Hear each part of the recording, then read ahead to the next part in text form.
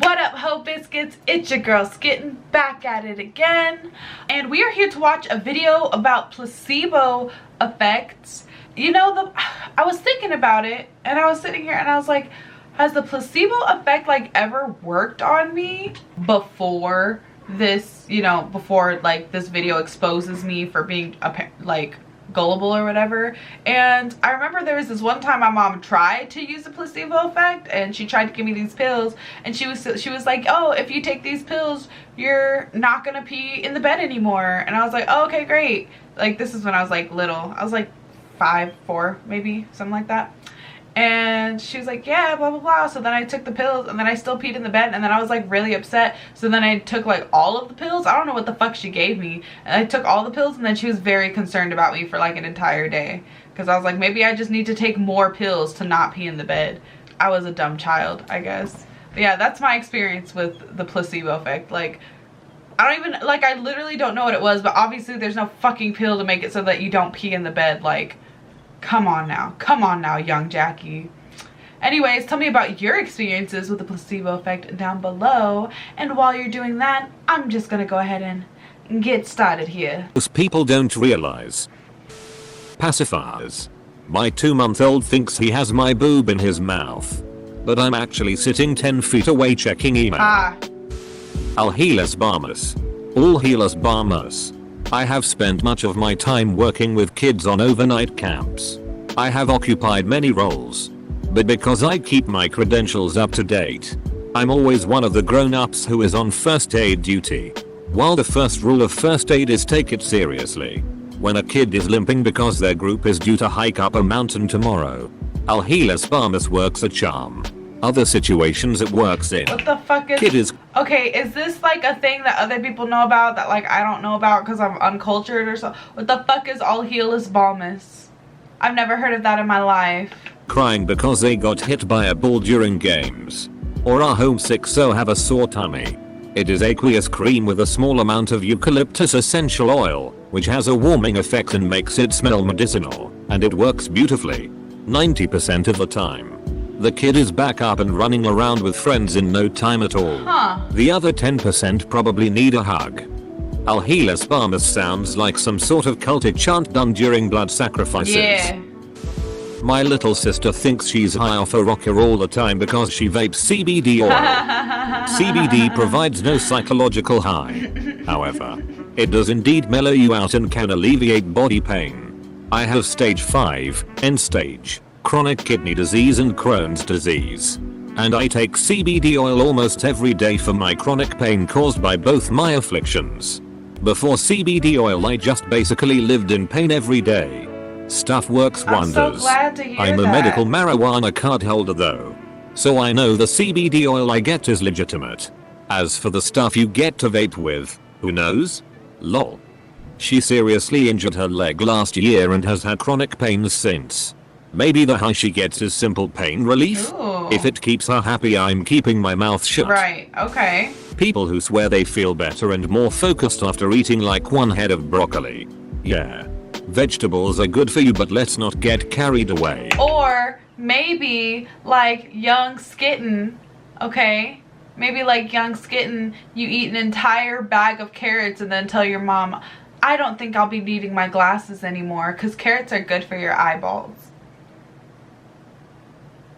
Yes, young Skitten. That's how that works. When I was about 6 or 7 years old, I woke up in the middle of the night to a giant daddy long legs on the wall right above my head.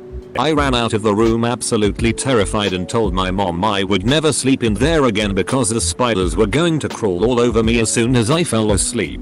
I guess after 2 nights of sleeping on couch cushions beside my parents' bed, they had had enough and decided to figure something out. They went out and bought special spider spray that would keep all of the spiders away. There was a tiny little hole in the drywall at the top corner of the ceiling, and I told them that's where they were getting in and they had to spray there. So my mom sprayed the spider spray in the hole and plugged it with tissue paper, and then sprayed all over my room. I remember it smelled really sweet and my mom said it was because spiders hate sweets. Okay. Then after was satisfied with the level of spider prevention, my mom put the can under the sink in my bathroom and it was long forgotten about.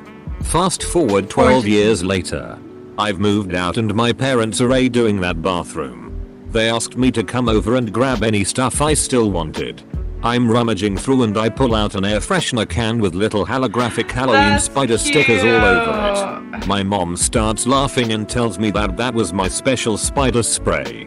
Your mom is awesome. That's cute. Worked at a camp. The infirmary would give campers homesick medicine. Pretty much Gatorade and sugar. That stuff worked wonders. Some parent blew up and thought we were lying and brainwashing kids, so they got rid of it. Are you kidding me? I can see exactly how this goes down. No. Parents.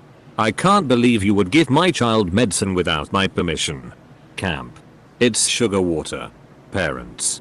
Feeling stupid, but refusing to swallow their outrage. Right. How dare you deceive my child? Right. Same parents. Kids these days are helpless and entitled. Radio waves, normal frequency, causing illnesses. There was a radio tower put somewhere near people's houses. When they started complaining about headaches, fevers and other symptoms, the reaction from the company running the tower? Just wait until we turn the thing on. Edit. Bad grammar : edit 2. Yes. It's a placebo. I know by now. Upvote the comments that say so instead of commenting it yourself. Please. Preemptive thanks. Oh, I get it though. It's not technically a placebo. Okay, I got it. Same with wind farm syndrome or whatever it is called. Herbalife and similar products. The people I know who talk about how great it is don't understand the real reason they are losing weight and feeling better is because they completely changed their diets and eating habits. If you replace an unhealthy meal with a shake, what you're really doing is cutting out calories. This is what's making you lose weight. Not any magic stuff in those shakes. Right, it's not the actual shakes. My mom likes to talk about a weight loss cream she saw in the 70s where you would put it on the area you want to lose fat from. Belly, thighs, wherever. Then to activate the cream you go for a 5-mile run. Edit. This one comment now has more karma than my previous 4 years combined. Funny. Thanks mom. Lmao. It's hilarious that some people would go for a run to activate a cream but say no to going on a run if directly told that running is a good choice. Yo, because running sucks. Okay? You know what? This is actually something I can talk about because Chavez and I just went to the gym and I just ran like, I don't know how far I ran. I ran a lot. And when I tell you I got shin splints, my back hurts, my hips hurt, I'm pretty sure I got tendonitis in my foot, okay? Running is not for chumps and it sucks. It's not good. I wouldn't even run to activate a cream. I wouldn't run to save a baby from a whale. That whale's gonna have to eat that little nigga. Not a big audio geek, but I have been sitting in and assisting with running sound at my local church. I am learning a lot. One of the guys who knows a ton about soundboards was telling me that the band members are notorious for complaining about imaginary things. When this happens, he grabs an unactivated knob on the soundboard and stares at the guy in the eyes as he moves the knob. 95% of the time. When he asks if it is better, they will say yes and won't complain about it again. As a musician, when I don't like the way something sounds and ask the sound man to fix it, I usually just stare at him and wonder why it's not sounding any different while he's moving knobs. Then I'll just be like, yeah, you fixed it. Because I don't want to look like an amateur who can't hear the difference. Haha. It's the equivalent of saying yay Hannah when you can't hear someone and you already asked what was that 3 times. I used to play a game called Evolve and my daughter asked about it. And I told her I'm a monster hunter. Right. She said, why are there still monsters in my room then? Bitch. I got this super serious look. Told her to stay right there and don't move. And ran upstairs like life depended on it. Spent about 10 minutes lifting weights and doing a couple of push-ups.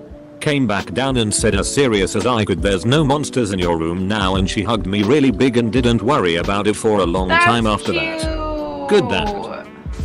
When Harry Potter pretends to put liquid luck in Ron's cup before the Quidditch match, and Ron ducking kills it like a superstar, and then gets laid like 41 times a day. You read weird fanfic. Come on man, that's nowhere near the threshold for weird when Tolkien Harry Potter fanfic. That is true. Harry Potter fanfiction gets, it gets a little cray cray. But yeah, I love this. Like, I know there's been some issues with J.K. Rowling and how she's choosing to reveal information about the series and how she's choosing to present herself on social media, blah blah blah. But there are still some just like really amazing parts of Harry Potter that I refuse to let go of, okay? You can pry them from my cold, dead hands, okay? Like, Harry was just such a good friend to Ron, like. Fiction. The bias placebo. It's a very simple concept where someone allows a certain bias, as in an idea, create a placebo effect. For example, you may have a bias that fish tastes nasty even if you have never tried it. So when you finally do, the placebo effect kicks in and ruins it. Okay. This is very common and comes in many forms. It's always self-inflicted and is easily fixed. It's so common that people can have this happen nearly day to day depending upon the bias and not even know it. Out of curiosity, how is it easily fixed, especially if it's so cognitively engraved? Okay. Because I feel like it'd be cool to try food I think I strongly dislike. It's not. Best way to get past this is to be mindful of the food you are eating. Focus on the texture, the flavor, the colors, everything. Take your time eating it and think about what you are experiencing as you do. Mindfulness is a very powerful tool. So like, y'all say this, but I'm very mindful every time I try to drink boba, okay? The shit's not good, okay? It's slimy and chewy, and it has a weird texture, and it doesn't even taste like anything. It's just slimy and chewy. And I'm very mindful. I try it all the time. Same with avocados, okay? They just taste like wet green mush. And I'm very conscious of what I'm supposed to, of the taste and the color and the texture. It's all bad. So that's not very helpful advice, sir. My friend is a university student in pharmacology and works in a major pharmacy here, mostly as a driver. He got a woman calling the store once asking if they had something called Proggy drops, which he claimed was the best remedy for morning sickness for pregnant women. He claimed that he had never heard of such a thing but found out that the store did have some in stock. The woman actually started to laugh at him and even then commented, "Sorry, me and my daughter were just laughing at you. You don't know what Proggy drops is." So he took a look at the label. Drug free. Doctor recommended. Natural flavors. Best part is, in the nutritional information, it was more than 90% just sugar. Nothing in it. It was just candy with a different label and claiming to be a natural remedy. That's freaking funny. Sugar hyperactivity. From what I read, it does nothing to make someone hyper, but parents tell their kids it will make them hyper, so when the kids do eat sugar they act hyperactive. Okay. A majority of studies show no link between sugar intake and hyperactivity. Link. Web.com link. I'd heard that kids get out of control at birthday parties because of the setting. Which not makes because sense. of cake and ice cream. Although caffeine does cause hyperactivity, so if a kid is drinking soda at a party that will also be a contributing factor. Especially if the kid rarely has access to caffeine. Right. Juice cleanses. First of all, you aren't cleansing anything. Additionally, of course you are going to feel better after not eating for a weekend. Drinking sugar water doesn't do your body any favors either.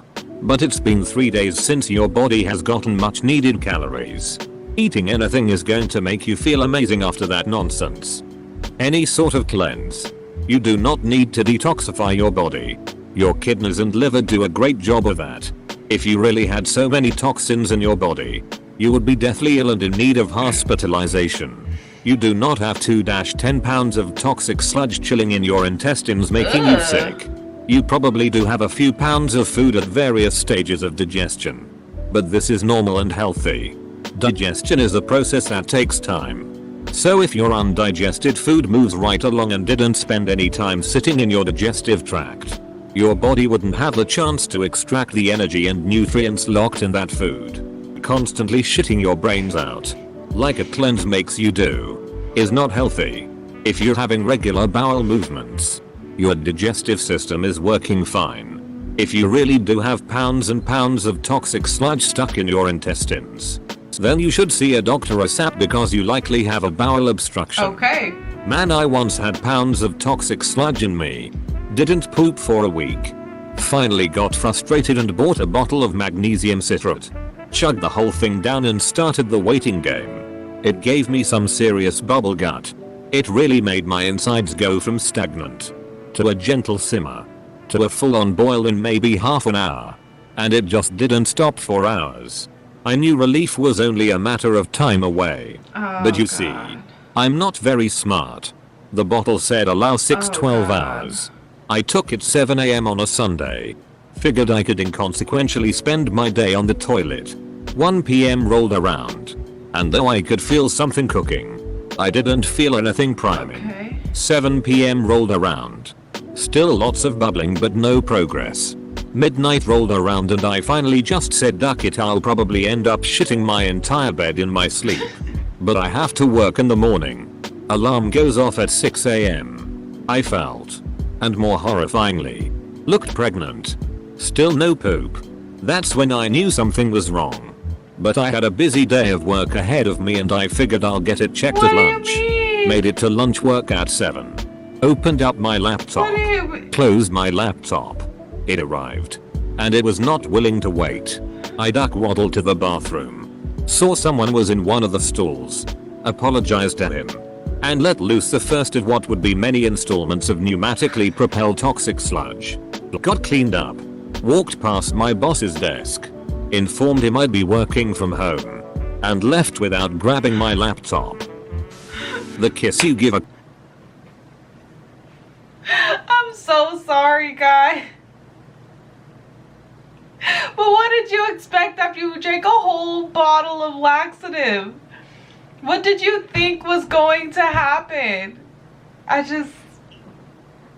can't. So I've been thinking throughout watching this video that like Chavez actually helps me a lot using the placebo effect, because I have this thing about like food being bad if it's been in the fridge for like more than a day or two. I'll just be like, oh, that's bad, like, oh, that goes bad, or like, oh, or if something's been out of the fridge for like a couple hours, I'll be like, oh, it's like it's supposed to be refrigerated, so it's not good anymore, you know. And so like Chavez just really helps me out with stuff like that, because I'll be like, oh my god, like this has been in here for like 4 days, right? Like we can't eat this, we have to throw it away. And I'll be like, oh no, like it's only been in there for 2 days. And because like I don't really keep track of time, I'm just like, oh okay, 2 days, that means we can eat it. And then like later after we've eaten it, we're like, no, we made this on Sunday and it's Thursday. It has clearly been in there for 4 days. And Chavez is just like, but it tastes fine and you're healthy, so like. Or like I have this thing about my fruit being mushy, right? So if I like grab an apple and there's any mushy spots on it, I immediately just throw the apple away. I'm just like, nope,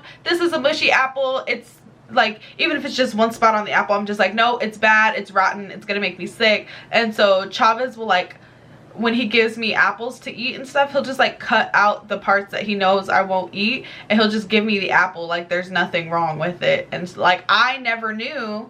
So, but anyway, so I guess my husband uses the placebo effect on me a lot.